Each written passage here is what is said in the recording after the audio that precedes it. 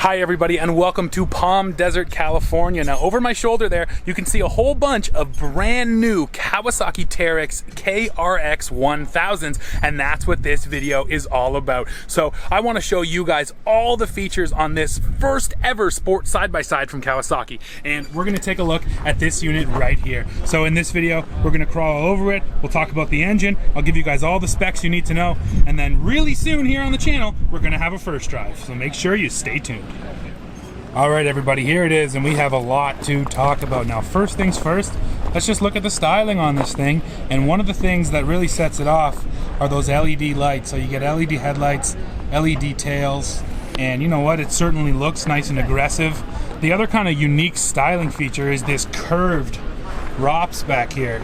This bar, which comes down like that. There's definitely nothing else in the industry that has a curved rear bar like that, so it definitely gives this Kawasaki a unique look. Now, if you're already wondering how come there's a beautiful monster truck in the background, well, that's because Kawasaki's actually going to be demoing this machine at Monster Jam. So they're going to go around the country with Monster Jam and let people check out this new Teryx KRX 1000. Now guys, lots more to talk about. So as I just said, it's a 1000. Let's talk about the engine. So this engine is a 999cc parallel twin liquid cooled engine. It makes 112 horsepower, so it's definitely, you know, right in the wheelhouse of its competition, actually making a little bit more than the Honda Talon does. And now let's look at some of the details of the engine. So this is interesting here. Right here is an air intake. So Kawasaki mounted the air intakes nice and high. You get one on each side. One is for the engine and one is for the CVT. So it basically already comes with some really tall snorkels to make sure that you can run through some deep stuff and not have to worry about it. Now, what about for four-wheel drive? Well, let's take a look inside the cabin here, and I can hopefully show you guys the switches.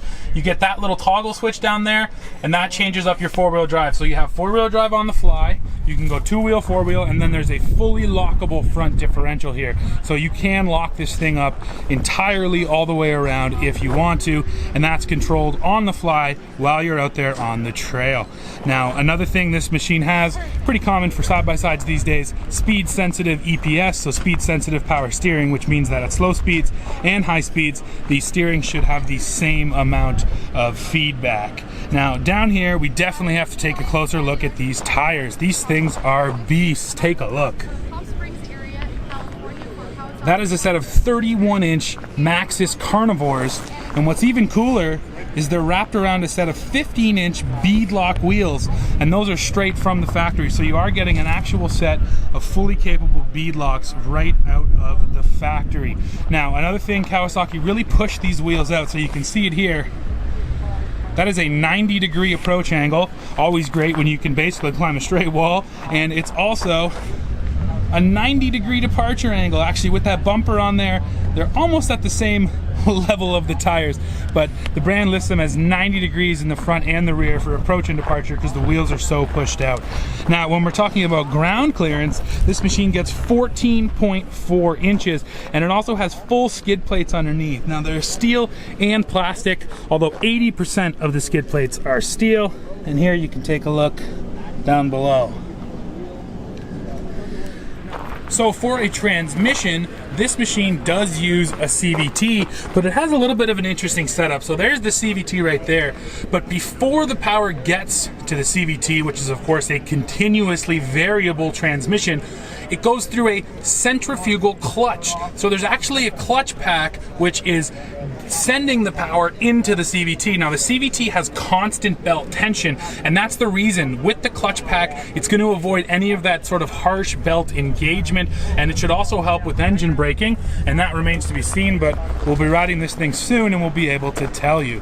Now guys, we got to talk about suspension. So there is mega amounts of travel on this thing. Back here in the rear, we're talking about 21 inches of suspension travel, and it's a 4-link trailing arm setup. You can see it here. And you know what, one of the things that's certainly noticeable is just how beefy these links are. You know what, they're seriously thick. They really do feel overbuilt. And another thing, the arms here are all arched to really help you get that maximum ground clearance all the way around. Now, these shocks is a set of Fox 2.5 LSC shocks. Once again, just a massive set of shocks for your damping, and they come with a whole bunch of different preload settings right up there, so they are adjustable. You can get in there and make sure this thing is going to ride exactly the way you want. Now up front, we're talking about 19 inches of travel and a pretty typical double wishbone setup, just like so. And once again, the thing that really jumps out is if you just, you know, grab these A-arms, they're seriously thick. So it does seem that Kawasaki did design this thing, overbuild this thing a little bit to make sure that they're gonna have the durability that the brand is known for. Now for size, this KRX is 68 inches wide, which is pretty much industry standard. You gotta be pretty wide these days to compete in the sport segment.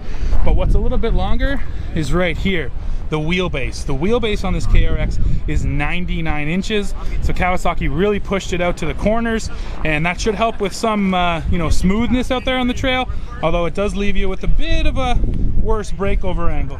So I'll be curious to see how that feels. So now let's go ahead and climb in. And first of all, these half doors are also stock. These come right from the factory just like that. There's a handle on the outside and on the inside. Now you got a nice looking set of seats, and another key feature, the seats slide. So you actually get 6 inches of adjustment for both the passenger and driver seat, and then the steering wheel also has a tilt feature.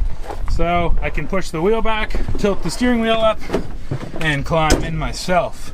Now let's go ahead and take a look at this LCD display. So this is a brand new display for this unit. Nice and crisp looking, and what I really like about it is it's connected to the steering wheel. So basically when I reach in here and tilt the wheel, the screen goes with it, which means that whatever angle you're comfortable your wheel at, that's exactly where your screen's going to be, and that's always appreciated. Now one thing Kawasaki talked about is right down there, a CVT temperature gauge. A lot of side-by-sides don't have that. It'll only tell you if your CVT is too hot when it's too hot. So here in the KRX you can at least monitor it. So now let's see what the passenger gets. There is a nice grab handle here, and right below it there's a glove box, and actually to adjust this handle you got to open the glove box. There's a little knob down here, you pull it down and then you're able to pull this handle in or push it out just like so. There are presets. Oh look, it comes all the way out, and then you got to open it up again to push it back in, and there are preset spots, so it'll just pop in when it's at the right spot, and then it makes a nice tight grab handle for your passenger. Now in terms of storage, I just mentioned you got that glove box down there. You also got this center cubby right here. Down below, a pair of cup holders there, pair of cup holders back here sort of behind me, and then there's actually cup holder built down there into the passenger side door too, although that does not come on the driver's side. And then there's also a little bit of storage back here behind the seats as well. So you know what, Kawasaki definitely tried to give you lots of spots to stash your stuff when you're sitting in here. Now a really simple dashboard. And that button right there, I want to explain, that's the low power mode. So Kawasaki basically says that's more for rock crawling, or maybe just crawling around a yard or moving around buildings. And that's going to be something really interesting to test out too, to see really what the difference is once you put it into low power. Now let's go ahead and climb out and I'll show you the rest of the storage story, which is around the back here. So there is this bed that comes on every single one of these models. Now this one is absolutely filled with the spare tire, but if that wasn't in there, you could fit a full Yeti cooler in there, and the bed is rated for 350 pounds, so a pretty significant amount of weight. And there's also a huge range of accessories, up to 50 accessories, which are already available. And some of those accessories fit into the bed, including a tailgate that you can get. You can get a tailgate box, you can get a full storage box. So you know what, yeah, there's already tons of different accessories to make sure that the storage in your bed is going to work for you. You can actually go, where's the Jeep logo? So as I mentioned, there's a ton of accessories, 50 of them already available. And here's a unit which is pretty nicely accessorized already. I'll just give you guys a quick walk around so you can see things like the light bar, the windshield, the wiper, the front bumper, a winch, all kinds of great stuff. So just take a look at this unit.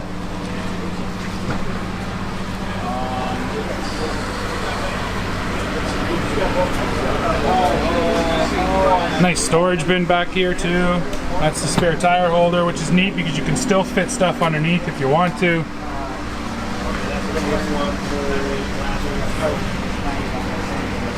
You got a rear soft panel back here. Make sure you help keep the dust out. I love those big rock rails or tree kickers down there, nice and thick. Gonna make sure you're not gonna hang up your back tire. And then on the inside, of course, you can't forget, we got a full stereo system here as well, which is all mounted up right there in that center storage bin. Big mirror up there, side mirrors. So yeah, if you roll up to a Kawasaki dealer right now, there's already a ton of accessories ready to go. Here's another little feature I want to show you guys. So Kawasaki talked about how it's easy to service this machine. You can get right into your engine there. You can add oil right there. But one of the cool things they left on is right down below. They call that the oil level sight glass. And as the name suggests, it literally allows you to look in there and see what your oil level is. And it was something they added to the machine during development, and then they actually decided to leave it on there and just allow consumers to have that same convenience. Now, there is a little bit of a hood up here, so let's go ahead and pop the hood and see what's under here. I haven't even done this yet, so I'm not sure. She pops off easy enough.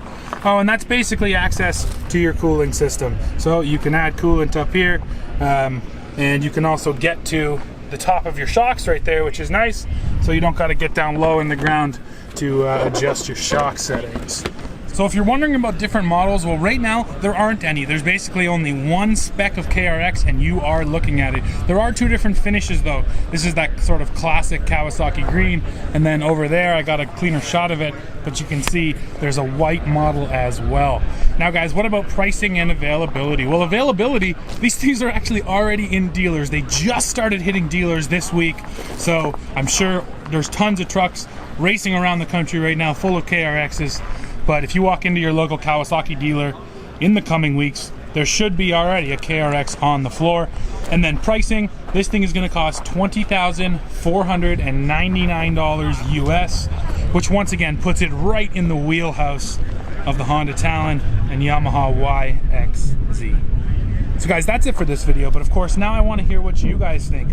What are your thoughts on this machine? Do you think Kawasaki did a good job? Do you think this thing is going to come right out of the box and compete with the Razor and the Maverick? I want to hear what you think, so make sure you go below, leave a comment. While you're down there, hit like and hit subscribe. And then of course come right back here to the channel, because very soon we're going to have an entire first drive review on this Kawasaki KRX, and we'll keep on bringing you news, views, and real world reviews. See ya.